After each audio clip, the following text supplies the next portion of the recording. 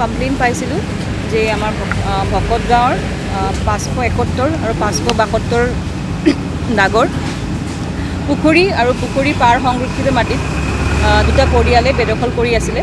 তো যিহেতু এইটো মাটি সংৰক্ষিত মাটি, গতিকে বিধিমতে আমি তেওঁলোকক ন'টিছ দিলোঁ আৰু ন'টিছ দিয়াৰ তেওঁলোক কোৱা হৈছিলে তেওঁলোকে লগে লগে জেগা খালী কৰিব লাগে। তেওঁলোকে খালী কৰা নাই কাৰণে আমি আজি প্ৰশাসনৰ ফালৰ পৰা আহি পেলাই এইখিনি কাম কৰি দিলোঁ। দেখা গৈছে বাইদেউ তেওঁলোকে এটা কথা কয় যে তেওঁলোকে 80 দশকৰ পৰা ইয়াত বসবাস কৰি আছে বুলি কয়, কিন্তু তাৰপাছত আচলতে ইমান বছৰ কিয় লাগে উচ্ছেদ কৰিবলৈ, যিহেতু ঐতিহাসিক স্থান এটা এইটো।